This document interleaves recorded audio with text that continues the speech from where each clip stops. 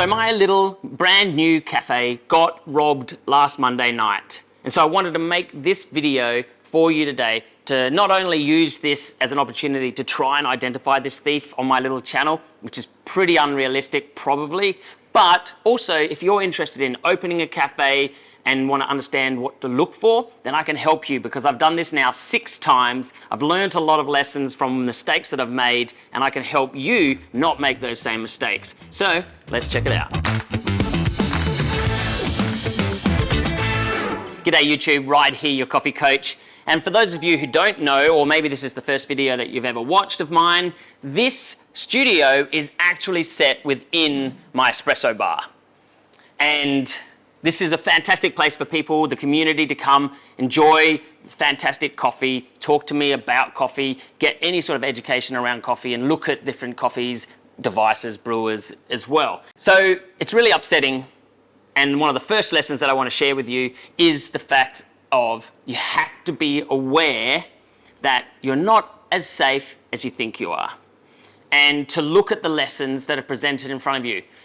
One of the greatest lessons I got from being robbed last Monday was to realize that my place isn't as secure as I thought it was, and to be grateful for the fact that this is the first time in 5 years that I have been robbed here. Being robbed was pretty hard for me and it felt really horrible. I will never forget that feeling of watching that robber on the security footage rummaging through our stuff looking for things to find. And that is the first lesson, is be thankful for the lessons that you get, because the lesson that it showed to me was that my place wasn't as secure as I thought it was, and it brought my attention to the fact that I needed to up my security.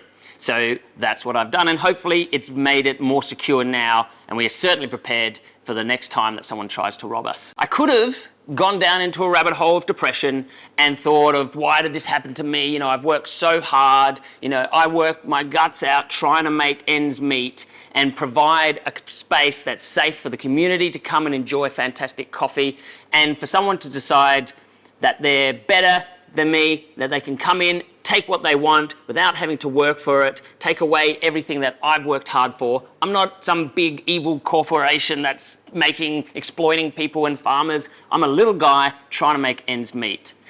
I could have gone down that way, and I certainly got angry and upset in the first instance. That's just a natural reaction. However, I took it on myself to realize that the universe was pointing out to me that things could be worse. I'm actually feeling mixed emotions about the robber because on the one hand, yeah, I'm upset that he broke in, took stuff that wasn't his, that I'd worked hard for.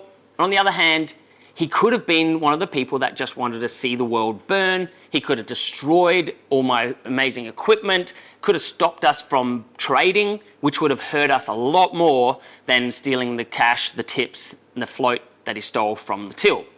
So in one way, I'm actually grateful and thankful for this guy for showing me where my weaknesses are and allowing me to fix it before the really bad stuff actually happens. So that's lesson 1, learn from your little lessons. Lesson 2 is partnerships. Now, a lot of businesses start off in partnerships with your mates. You're sitting around the barbecue, drinking beers, someone throws up an idea, you all have a good laugh about it, someone else says, actually, that's a really good idea, let's think about it. The person with the idea then attaches themselves to the other person who wants to drive it, and they become partners. I will tell you, I will never enter in another partnership ever again. I had a cafe when I was 18 years old, and it was running perfectly, and I wanted to grow, I wanted to build more cafes, and I didn't know much about business back then. I didn't know much about anything running a business at all. So I got one of my brothers to come on board, and I gave him 50% of my business. I just gave it away because he's my brother, and what else am I going to do? So I gave it away, asked him to come on board, and he came on, and then 2 years later, he stole the entire business from me. And you might think, well, that's not going to happen to me. My best friend, they're reliable, or my parents, or my siblings, or my children, they all might be 100% reliable, and they might be your best friends, and that is great. However, when things go bad, people change and situations change, and it can make people do things that are so out of character, and you don't know about that, and then you're left dealing with the fallout. So I learned my lesson really early on. I had to start again, build it up back to where I am today. And I'm better and better than ever before, but I will never, ever give away part of my business. If someone wants to buy into my business or a part of the business, a portion of it, then that might be looked at, but I'm never going 50-50. And I would recommend that for any of you guys who are interested in it. Maybe you have the idea, you have the brains, someone else has the brawn. Find someone to be paid to do that job, and don't give away 50% of your equity. At the very least, have a partnership where one person holds the majority, 70%, and the other person has 30%, or find an angel investor who they don't have a say in how it's run. All right, lesson number 3. This is a super important one. So if you're looking for a new site now, or you've already found your site that your cafe is going to open up on, remember this. If you don't own the property that the cafe is going to operate out of, then you're essentially building an asset up for someone else. What do I mean? Well, the person who owns the building, their asset is the building, it's property. And that will go up in value if your business is successful. And if they decide they don't want a cafe in there anymore and they want to put in something else, you have no way of reclaiming your business. It's not like a service base where you can work from anywhere around the world or sell to anyone. Someone on the other side of the world is not going to buy off of you. You're only servicing that local market. So people have to come to you, and if you have to go to another suburb, you're starting from scratch and you've lost all that equity. How do I know this? Because it literally happened to me 3 months ago, and I should have known because it's happened before and I didn't learn my lesson. The property next door, which is where we were operating the cafe for 5 years almost, suddenly was up. The lease was ready to be renewed. I thought we would continue on as normal, but the property manager had a different agenda, and his agenda was to put in an international corporation, which is much bigger and better for the asset, the building, than what I operate, which he deemed was a mum and pop business. Pretty demeaning, but I get it. The building owner would rather have Subway on their books than just some random little espresso bar. So we got booted out and we had nowhere to go. And if I had moved suburbs, I would have had to start again. It would have been easier just to close it all down. Luckily, the property owner found out what was going on and really stepped in to help us, wanted us to stay, and created a new space for us to move into right next door, which was fantastic. And I reclaimed some of the equity that I'd lost. So if you don't know about Ray Kroc, who founded the McDonald's that we know of today, you might have already know this story or seen it and read it, but they are not in the fast food business. They are actually in the real estate business. Every franchise operator has to buy the property and then they build the McDonald's on top of that. So that the business operates great, but it sits on that land generating cash for years and years and years until they demolish it and flip that, and that value of the land is the actual asset, and then they make millions off of the property. It's very smart. It's why McDonald's is so successful when other chains have not been, because they know what they're doing and they're not just building assets for other people. All right, lesson 4, know your numbers. This is something that I didn't do for years. I just was never very good at the accounting side of a business, and a lot of cafe operators don't even realize the numbers that their operation is doing.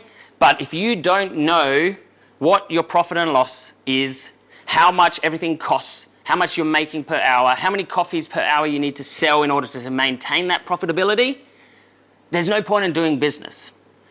When I first started in business, I didn't really know what I was doing. My business did really well. Despite that, I got hit with a huge tax bill, and luckily enough I could afford to pay it. But a lot of people think that when I earn $100, that's my $100. I can go in my pocket and I can spend $100 here. It's wrong. 10% goes straight to VAT, GST, whatever. Then you've got to pay tax on that. Then you've got to pay the cost of goods, the actual costs of the cup that you use, the coffee that goes into it, the milk if you have milk as well. All of those things add up. And then you've got your expenses underneath that. And your expenses are your costs, no matter if someone's buying or not. So to keep the cafe open, you need somebody manning the machine. That person costs money whether someone's buying coffee or not. So that's an expense. You need electricity, you need to pay rent. All of those things add up. So know what your numbers are. Make sure you're making proper margins. If you think that coffee is still getting 700% margins, you're wrong. We're down to about 9% margins now, and that's a good cafe. Most operations, I think, run at a loss, and they don't even realize it. Lesson number 5, and this one I can't express enough. It's start small. I've had the luxury of opening large restaurant-sized cafes and hole-in-the-wall ones. And so I've had the benefit of knowing which one performs better, and I believe the small hole-in-the-wall one is definitely the better way to start if you're bootstrapping a business together. If you've got millions of dollars in budget, marketing budget, then fine, go out and start a franchise. But if you're just starting off on your own, start small. Don't do the mistakes that other cafe operators do where they are led by a head barista who says, no, we have to have $100,000 worth of the best of coffee equipment, otherwise the coffee's not going to taste good. We have to have marble benches so that everyone comes in and takes Instagram shots. They last about 2 years and then they're out of business. And no one ever hears about that because nobody ever hears about the fails. You just hear about the startups or the brand, thousands of followers that they got on Instagram, but then they just sort of disappear, fade off into the darkness. My first cafe, I started out with an $800 machine that was 13 years old already. Everything was secondhand. I just made sure I had the best coffee beans. I had the best experience myself at the time. And I made sure I gave the best customer service. They cost you not much to do. And then you build up your business on that. And when you need to, you can upgrade your equipment, not necessarily for the customer's benefit, although they will benefit, but if it's to make your life easier, or your team's job better, faster, more efficient, better tasting, all of that comes when you upgrade. But don't put the pressure on your business to have to cover the rent, to have to cover the electricity, to pay back your hundreds of thousands of dollars of fit out debt, or when you're getting one customer every 15 minutes. It will cripple you and you don't want to do that. And this brings me to the offering itself. Lesson 6 is about your offering. No point in this day and age in making just another cafe. There's so many of them. Really, there's one on every corner. What's so different about yours? Find something really great. Make sure that you start with the best quality product. Don't just think you can get away with buying cheap 1 litre milks and the cheapest cups and go to the cheapest coffee supplier because they're offering you free machines and free grinders and umbrellas and cups and you save heaps of money. You think they're going to give you the best quality product when you already owe them $100,000 worth of equipment? They're not going to want to give you their premium product. If you've got an agreement over the next 3 years that says that you have to buy 10 kilos of coffee off them every week, then they're going to just give you whatever they have lying around because their other customer over here that doesn't owe them anything and is potentially going to walk if they don't supply them the best coffee, they're going to look after them. So start with owning your own equipment, getting the best coffee, training your team up, making sure that you offer the best customer service and really focus in on what it is that you do well and different to everyone else. And that brings me to the last lesson, the 7th lesson, which is set your intentions to exit before you even start. There's no point, I think everyone gets this fantasy dreamland of like, oh, I wish I could own a cafe and get to swan around and talk to customers and drink coffee and it's fantastic. And I mean, that is one of the perks of owning a cafe, for sure. But what you don't see is all the hard work, all the stress, all the risk, everything on top of that. And if you don't have a place to go, you just have a job that's going to cripple you. If you're the owner, you probably pay yourself last and you're the one that gets the least amount of money and then you just close up after your lease ends or you get kicked out and you've got nothing left. So set your intention. Where are you going? This cafe for us was about the community, was about me being grounded and keeping connected with the consumers. So I want to know what people are drinking, what their knowledge is. You know, 95% of people still drink milk-based coffees. So it's no point me in my little lab drinking my great black geisha coffees, filter style. That would be perfect, except the rest of the world isn't drinking that.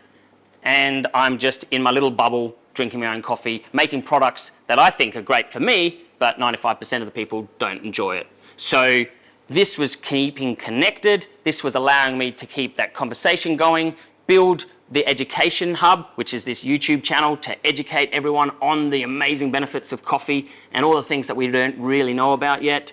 And also a channel for us to allow a conversation with the customer to educate them on the coffee beans, the stories of the farmers behind the beans, how to get better at making coffee at home, and just allows us to really keep a solid community base here, not far away from my home, where I can really feel grounded with this community. All right, so that's it. I hope you enjoyed my lessons, and reach out to me, drop a comment below, give us a like. Please let us know if you're interested in owning a cafe or you're wanting to start one and you don't know where to start. Reach out to me, I'm happy to help. But I'm Ryan, your coffee coach, and as always, enjoy your brew.